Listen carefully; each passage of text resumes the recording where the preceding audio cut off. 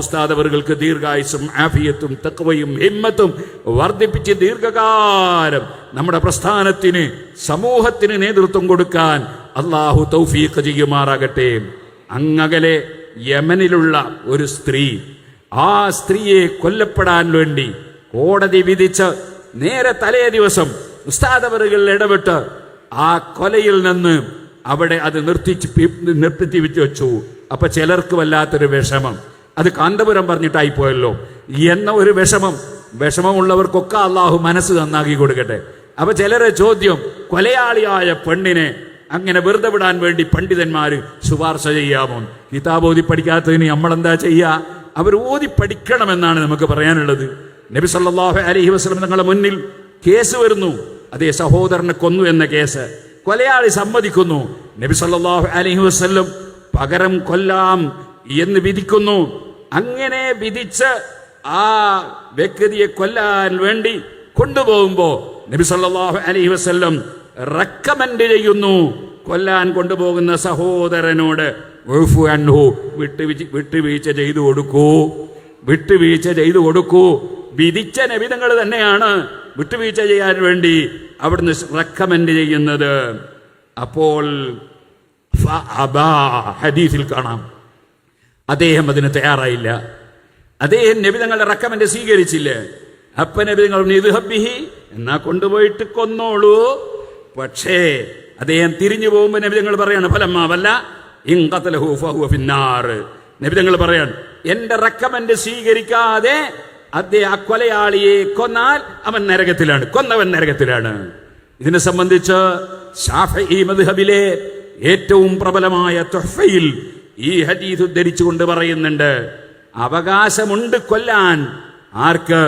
കൊല്ലപ്പെട്ടവരുടെ സഹോദരന്. പക്ഷേ അത് അവനവൻ ചെയ്യാൻ പറ്റൂല, കോടതി വിധിക്കണം. നബി തങ്ങളുടെ കോടതി അത് വിധിച്ചിട്ടുണ്ട്. അത് സമ്മതിച്ചതിന്റെ ശേഷമാണ് കൊലയാളി. പക്ഷേ നബിതങ്ങൾ ഒരു കാര്യം റെക്കമെൻഡ് പറഞ്ഞാൽ അത് സ്വീകരിക്കണ്ടേ? അത് സ്വീകരിക്കാത്ത വകയിലാണ് അദ്ദേഹം നരകത്തിൽ കിടക്കുമെന്ന് പറഞ്ഞത്. അല്ലാതെ അദ്ദേഹം കൊല്ല ചെയ്യാത്തത് കൊണ്ടല്ല, ആ വിധിയെ ക്യാൻസൽ ചെയ്തതും അല്ല, മറിച്ച് നബിതങ്ങളെ റെക്കമെൻഡ് സ്വീകരിക്കണ്ടേ. അപ്പൊ നിങ്ങൾ നോക്കണം, ഭരണാധികാരിയായ നബിതങ്ങൾ തന്നെ വിട്ടുവീഴ്ച ചെയ്യാൻ വേണ്ടി റെക്കമെൻഡ് ചെയ്യുന്നു. ഇത് ശാഫിഈ മദ്ഹബിലെ ഏറ്റവും പ്രബലമായ തുഹ്ഫയിൽ നമുക്ക് കാണാം. സുഹൃത്തുക്കളെ, അപ്പോൾ ആ നബിതങ്ങളെ പിന്തുടരുന്ന പണ്ഡിതന്മാർ എന്ത് കൊലയാളിയാണെങ്കിലും അവർക്കൊക്കെ റെക്കമെൻഡ് ചെയ്യും. അതാണ് യഥാർത്ഥ പണ്ഡിതന്മാരെന്ന് പറയുന്നത്. മഹാനായ ശൈഖുന ഉസ്താദ് അവറുകൾ അല്ലാഹു അവിടത്തേക്ക് ഇനിയും ഒരുപാട് കാലം ദീനിന്റെ ഖിദ്മത്തിൽ ദീർഘായുസ്സും ആഫിയത്തും നൽകി നമ്മെ അല്ലാഹു അനുഗ്രഹിക്കുമാറാകട്ടെ. നിങ്ങളെല്ലാവരും പ്രാർത്ഥിക്കണം. ഇൻഷാ അല്ലാഹ് സമസ്ത കേരള ജംഇയ്യത്തുൽ ഉലമയുടെ സെന്റിനറി നടക്കുകയാണ്. അതിന്റെ ഭാഗമായി ആദ്യം SSFന്റെ പരിപാടി ഒരു വർഷം നടന്നു, പിന്നീട് SYSന്റേത് ഒരു വർഷം നടന്നു. ഇപ്പോൾ കേരള മുസ്ലിം ജമാഅത്തിന്റെ പരിപാടികൾ നടക്കുകയാണ്. അതിന്റെ അവസാനം എന്ന നിലക്ക് കേരള യാത്രയുണ്ട്. ആ കേരള യാത്ര പഴയ യാത്ര പോലെയല്ല, ചെറിയ വ്യത്യാസമുണ്ട്. അതിൽ ഓരോ ജില്ലയിലും ഉസ്താദ് അവറുകൾ പങ്കെടുക്കണമെന്നാണ് ഞങ്ങൾ ആവശ്യപ്പെട്ടത്. ഉസ്താദ് ആരോഗ്യമുണ്ടെങ്കിൽ പങ്കെടുക്കുമെന്ന് പറഞ്ഞിട്ടുണ്ട്. നിങ്ങളൊക്കെ ദുആ ചെയ്യണം. എറണാകുളത്ത് ഉസ്താദിന് ആ പരിപാടിയിൽ നിന്ന് പ്രസംഗിക്കാൻ അല്ലാഹു തൗഫീഖ് നൽകട്ടെ. അതിനുവേണ്ടി ദുആ ചെയ്യണം. അങ്ങനെ അത് കഴിയുന്നതോടുകൂടി സമസ്ത കേരള ജംഇയ്യത്തുൽഉലമയുടെ സെന്റിനറിയുടെ പരിപാടി അതിന്റെ സമാപനത്തിലേക്ക് കടന്ന് അതിമഹത്തായ മഹാസമ്മേളനത്തോടുകൂടി അത് നമുക്ക് സമാപിക്കേണ്ടതുണ്ട്.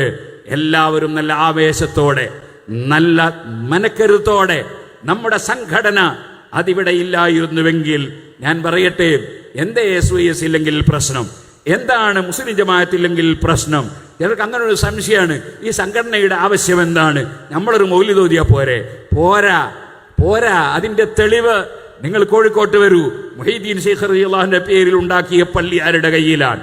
ഷാദിലി ശൈഖിന്റെ പേരുണ്ടാക്കിയ പള്ളി ആരുടെ കയ്യിലാണ്? എന്തിനധികം പറയണം, ബഹുമാനപ്പെട്ട മർഹൂം കണ്യത്ത് ഉസ്താദ് ദർസ് നടത്തിയ മർഹൂം ഖുതുബി മുഹമ്മദ് മുസ്ലിയാർ നവറല്ലാഹു മർഖദഹുമ, നമ്മുടെ ഗുരുനാഥന്മാര് ക്ലാസ് എടുത്ത അതേ വാഴക്കാട്ട് ദാറുൽ ഉലൂം ഇപ്പോൾ ആരുടെ കയ്യിലാണ്? എന്തിനധികം പറയണം സുഹൃത്തുക്കളെ, ഒരു സ്ഥാപനം സുന്നികളുടേതാണ് പറയപ്പെടുന്നുണ്ട്. പക്ഷേ അവിടെ അതാ സുന്നത്ത് ജമാഅത്തിന്റെ വിരോധികൾക്ക് അതേ ബഹുമാനിച്ച് പുസ്തകം എഴുതുകയും പദ്യമുണ്ടാക്കുകയും ചെയ്തവർക്ക് ക്ലാസ് എടുക്കാൻ അവസരം, സുന്നത്ത് ജമാഅത്ത് പറഞ്ഞവർക്ക് പടിക്ക് പുറത്ത് ഈ ഒരു രൂപം എന്തുകൊണ്ടുണ്ടായി എന്നത് നിങ്ങൾ ആലോചിക്കണം. ഇനി ഞാൻ പറയട്ടെ, ഈ എറണാകുളത്ത് ഈ അടുത്ത കാലം വരെ സുന്നത്ത് ജമാഅത്തിന്റെ കൈവശത്തിൽ നിന്ന് കുറച്ചു കാലം മറ്റു ചിലർ കയറിക്കൂടി നഷ്ടപ്പെടുത്തിയ പള്ളിയിൽ ഇന്ന് ഉച്ചക്ക് നമ്മൾ മൗലിദ് ഓതിയില്ലേ? അത് ഓതിയത് നമ്മുടെ സംഘടനയുള്ളത് കൊണ്ടാണ്. സംഘടന ഇല്ലായിരുന്നുവെങ്കിൽ ആ പള്ളി ഇന്നും നമ്മുടെ കയ്യിൽ ഉണ്ടാവില്ല. നമ്മളെ പള്ളി കിട്ടിയിട്ട് എന്താ നമ്മൾ അടവ് കൊടുക്കാനാ? അല്ല, ജുമാ സഹീഹാവൂല. മലയാളത്തിൽ ഖുത്ബ ഓതും, അപ്പൊ ജുമാ സഹീഹാവൂല. അപ്പൊ അള്ളാന്റെ റസൂല് പഠിപ്പിച്ച ജുമാ ബാത്തുലാക്കും. നബിയും സഹാബത്തും പഠിപ്പിച്ച തറാവീഹിന്റെ എണ്ണം ചുരുക്കി നടപ്പാക്കും. നബിയും സഹാബത്തും പഠിപ്പിച്ചത് മുഴുവനും ഇവിടെ നിർമാർജനം ചെയ്യും. ഇവിടെ നബി സല്ലല്ലാഹു അലൈഹി വസല്ലം സഹാബത്തും കഠിനാധ്വാനം ചെയ്ത് പഠിപ്പിച്ച ദീൻ ഇവിടെ നിലനിൽക്കണമെങ്കിൽ അത് നിലനിർത്തുന്ന ഒരു ടീം ഉണ്ടാകണം.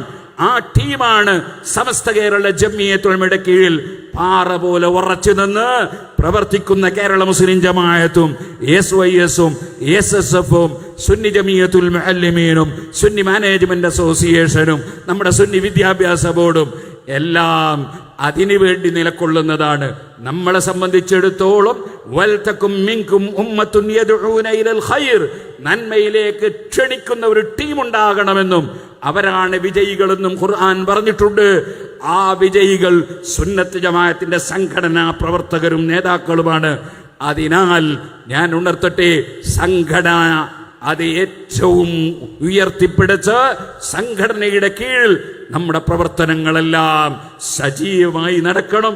സമസ്ത കേരള ജംഇയ്യത്തുൽ ഉലമയുടെ സെന്റിനറി വമ്പിച്ച വിജയമാക്കാൻ ഏറ്റവും മുമ്പിൽ ഉണ്ടാകേണ്ടത് 1989 നമ്മുടെ പ്രസ്ഥാനത്തിന് ഭീഷണി നേരിട്ടപ്പോ മഹാനായ SK തങ്ങളവറുകളുടെ നേതൃത്വത്തിൽ നമ്മുടെ അഹമ്മദ് കുട്ടി ഹാജി അള്ളാഹു അടുത്തേക്ക് ദീർഘായുസും ആഫിയത്തും കൊടുക്കട്ടെ, അങ്ങനെയുള്ള ഉമറാക്കളെ നേതൃത്വത്തിൽ ഇവിടെ 1989 സുന്നത്ത് ജമാഅത്ത് നിലനിർത്താൻ വേണ്ടി നെഞ്ഞി വിരിച്ച് വളരെ സുശക്തമായി പ്രവർത്തിച്ച പാരമ്പര്യമുള്ളവരാണ് എറണാകുളത്തെ സുന്നി മക്കൾ. അത് നിങ്ങളെന്നും നിലനിർത്തണമെന്ന് നിങ്ങളോട് ഉണർത്തി ഞാൻ എൻ്റെ വാക്കുകൾ നിർത്തുന്നു. അല്ലാഹു സുബ്ഹാനഹു വ തആല നമ്മുടെ പ്രസ്ഥാനത്തെ ശക്തിപ്പെടുത്തി തെരുമാറാകട്ടെ. നമ്മുടെ പ്രസ്ഥാനത്തെയോ സംഘടനയെയോ സ്ഥാപനങ്ങളെയോ തെറ്റിദ്ധരിച്ച നല്ലവരായ ജനങ്ങൾ ആരെങ്കിലും ഉണ്ടെങ്കിൽ അവരുടെ തെറ്റിദ്ധാരണ അല്ലാഹു തിരുത്തി തരട്ടെ. ഒരു വ്യക്തിയെയും ആരെയും തെറ്റിദ്ധരിക്കാതെ വളരെ ക്ലിയറായ മനസ്സോടുകൂടി ജീവിക്കാൻ അല്ലാഹു നമുക്കും തൗഫീഖ് നൽകുമാറാകട്ടെ. വ ആഖിറു ദഅവാന അനിൽ ഹംദുലില്ലാഹി റബ്ബിൽ ആലമീൻ.